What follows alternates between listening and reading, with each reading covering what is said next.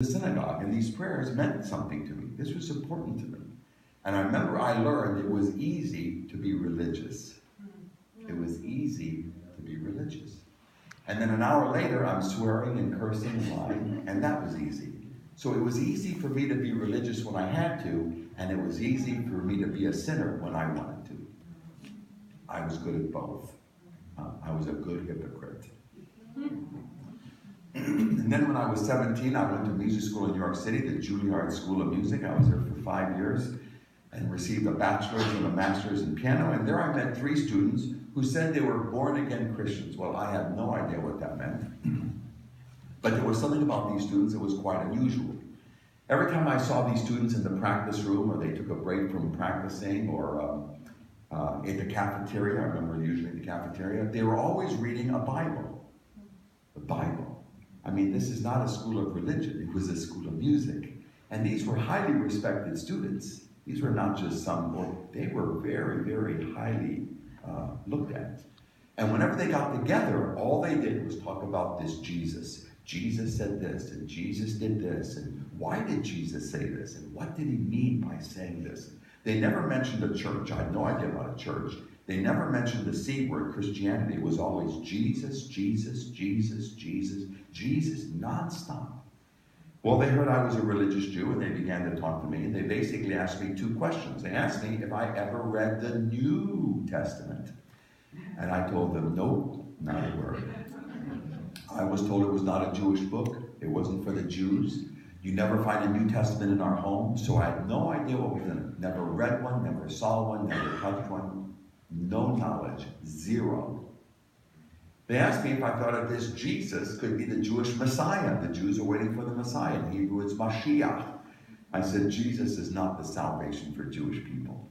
But I was very moral. You know, I didn't want to do anything to hurt my parents. My parents almost died for me. They sacrificed.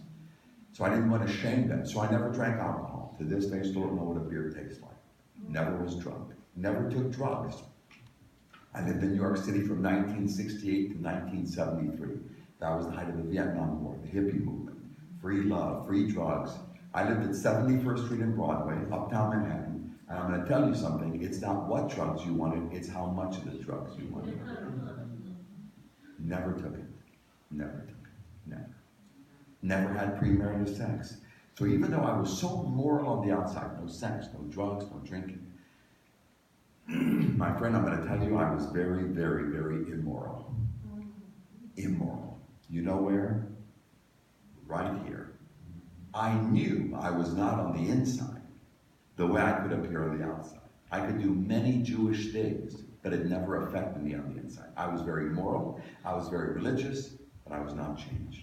The same foul-mouthed, dirty-minded, self-centered, egotistical person at 20 and 18 and 16 and 14. Nothing had changed except I was getting older. So I made a big decision. I said, well, if I want to know more about this person, Jesus Christ, I'm going to read this book, the New Testament. That was a big step for a Jew. And I didn't want to talk to a rabbi or a priest or a minister. No one's going to tell me what I read. When I was a student at Juilliard, I used to practice for 10 hours a day. That's not a lie or an exaggeration. I didn't sit at the piano for 9 hours and 45 minutes. I sat every day at the piano for 10 full hours. I never left the school until I practiced 10 hours. I started to read the New Testament, and my whole life came to a stop. I was shocked when I read this book. For the first time in my life since I started piano as a 9-year-old boy, I stopped practicing. They told me to start in this book called John, the Gospel of John. So here is a man, Jesus, who said of himself, I am the light of the world. Wow, really? Are you kidding me? Here was a man, Jesus, who said of himself, I am the bread of life. Here's a man, Jesus, who said of himself, no person comes to my Father, God, except through me. Now listen, my friends didn't say this. This was not an article. This is Jesus saying this. No person comes to my Father except through me. Listen to this. He who has the Son of God, Jesus, has life. He who does not have the Son of God, Jesus, does not have life. Well, I know we're in a wonderful church, but let me tell you what I said. This man is ridiculous. This man is a lunatic. This man is an egomaniac. This man should not be considered. Moses never said he was the light of the world. Abraham, the father of the Jews, every Jewish prayer begins with Abraham. Baruch atah Adonai Eloheinu melech haolam, Elohei Abraham, Elohei Yitzhak, Elohei Yaakov. Blessed art thou, O Lord our God, the King of the universe. Baruch atah Adonai Eloheinu melech haolam, Elohei Abraham, the God of Abraham, Elohei Yitzhak, Isaac, and the God of Jacob, Elohei Yaakov. Abraham never said he was the light of the world. This man is ridiculous. I'm going to throw away this book. I'm going to go practice. And at that second, I said to myself, if this person, Jesus, is who he says he is, let me repeat that again. If this person, Jesus, is who he says he is, you know, my friend, everybody has an opinion about Jesus. You can read an article about him. You can watch a TV documentary about him. Jesus, this is. Who gives a hoot what you and I think who Jesus is? Why don't you let Jesus tell you who Jesus is? Well, that's a novel idea. That's a novel idea.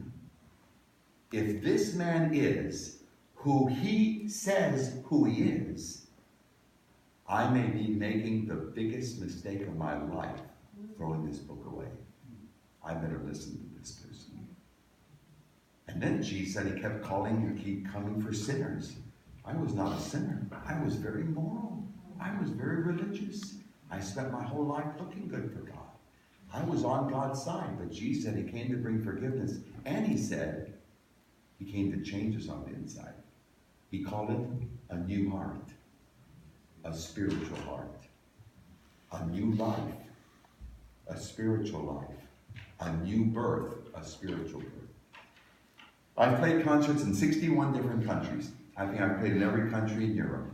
Eastern Europe, all Norway, Sweden, all the way to South, Spain, Eastern, Romania, Kosovo, Albania, Ireland, Northern Ireland. I've played throughout Europe, all through Asia, South Korea, China, Malaysia, Indonesia, Philippines, Singapore, Japan, South America. 8 years ago right now, I was in Cuba playing 11 concerts. 8 years ago right now, this week, because someone told me about it.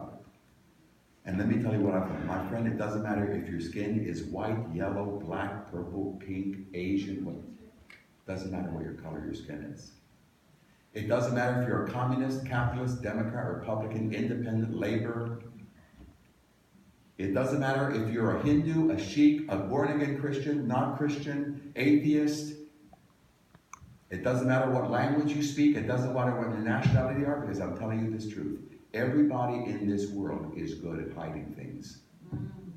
Amen. From the very beginning, the first thing man did was that he was hiding from God. And we have never stopped it. We have made lying into an art. Into an art. The front page of 1 million newspapers in 196 countries, the Sunday edition, is the same thing. People who are good at hiding things and lying. You can hide things from your husband, you can hide things from your wife, you can hide things from your kids, you can hide things from a friend, you can hide things from a church. But let me tell you something, my friend. I realize nobody is hiding anything from Jesus Christ. Nobody. Nobody. Jesus said, whatever you have said in the secret is going to be shouted from the housetop. And even though I was so moral, and I was so religious, I thought I was clever enough with my tongue, and I was crafty enough with my mind. Let me tell you something. Nobody was more clever with his mind or his tongue like Sam Rotman. I was good. To my shame, I was good. That I thought I could hide things from people and God. And on May 21st, 1971, 46 years ago, for the first time, I acknowledged Jesus Christ. And I'm going to tell you what I said to him. My name is Sam Rotman, and Jesus, I want you to take over my life. It's very simple. I want you to tell me what to do. I will tell you what to do. I told Jesus the dirty words I said. I told Jesus the lies I said. I told Jesus the dirty thoughts I had. I decided two things. I'm not going to hide anything from Jesus, and I'm not going to make any excuses. My friend, you don't need to hide anything from Jesus. You know why? Because you're not hiding anything from Jesus. And you don't need to make any excuses for Jesus. You know why? Because you don't need an excuse. Amen. Isn't that amazing? You don't need any excuses. I finished praying, I opened up my eyes, and in a billionth of a second, I knew that Jesus Christ, completely transformed me on the inside. I had a dirty, filthy mouth, and instantly he cleaned it and changed it. Let me tell you something. I was shocked I stopped cursing. It was pathetic. I cursed like water. It was shameful. And I remember thinking that if I wanted to curse, I couldn't curse. I had a dirty, filthy mind, and instantly he cleaned it and changed it. And I couldn't wait to wake up the next morning. I woke up the next morning. The first thing I did, I started reading more about Jesus Christ. And I started praying to Jesus Christ. And then I couldn't wait to get to Juilliard and tell all my Jewish friends I met the Messiah. I played over 2,900 concerts, and all of my concerts are nothing compared to having Jesus Christ. The greatest thing I ever did in my life was to give my life to Jesus Christ. Music's not the most important thing in my life. Jesus Christ is. But listen, my friend, Jesus Christ is the only person that can transform your life, period. Your wife can't change you. Your husband can't change you. Your friends can't change you. Let me tell you something. You cannot change you. You know who the hardest person to live with is? Yourself. But this Jesus, by his life and the power of his words, transforms a human life. This church can't change you. The Methodist Church, the Lutheran Church, the Baptist, you can do the sign of the cross 1 billion times. It will never change your heart. In fact, I always like to say this. You know what's the first thing you see when you walk into a synagogue? The first thing you see, the 10 Commandments, the law of Moses. You know what's the first thing you see when you walk into a church? It's called forgiveness. And you know something? There's a cross on every lantern in your sanctuary here. Every one. This church is telling you that God wants to forgive you and forgive you and forgive you, and he's made a way to forgive you, and he wants to ask that you would be forgiven, and he wants to forgive you. Can you imagine? The first thing in a synagogue is the 10 Commandments. The first thing in a church is forgiveness. Wow. Salvation is not what you will ever do for Jesus Christ. Salvation is everything that Jesus Christ has already done for you. Nothing in my hands I bring, simply to the cross I cling. And I play the piano for Jesus. He gave me the ears to hear the music, the fingers to play the music, the mind to learn the music. Jesus has never missed one of my concerts. And every time I give a concert in a church, a hall in Europe, college, university, 2 weeks ago I was in concerts in California, played in colleges. There's always one person in the front row, that's Jesus Christ, and I sit on the plane, he says, Sam, I'm really looking forward to hearing you play for me tonight. My friend, if I could look in your eyes, I would tell you with every fiber of my being, it's worth living for Jesus. He's not a myth, he's not magic, he's not a curse word, he's not hocus pocus, he's not a nice story, he's life or death.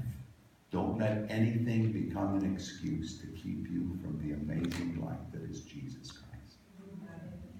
Churches can disappoint you. Christians can be hypocrites. Your past can disappoint you. But I implore you, don't let anything become an excuse to keep you from the amazing person of Jesus Christ. Music gives me a lot of happiness, but not one note of music will ever change me. I'll play 40,000 notes, hearing a lot of Beethoven. You wrote a lot of notes. Not one note will change me. This Jesus changed me, transformed me, gave me a new life, my friend. Nothing in my hands I bring, simply to him in the cross I cling. The last piece by Beethoven. You all know this piece. It's a very famous piece called the Turkish March. When Beethoven was in his 20s, he was walking one day in Vienna and he heard some street musicians playing this, and he wrote it down. And decades later, he remembered this melody because he had heard it, and he wrote these set of variations. It's 6 variations. Each variation is kind of a little development of this march, this Turkish march. You'll hear this march, the 6 variations, the march, This is the famous Turkish March Variations, the last piece tonight by Beethoven.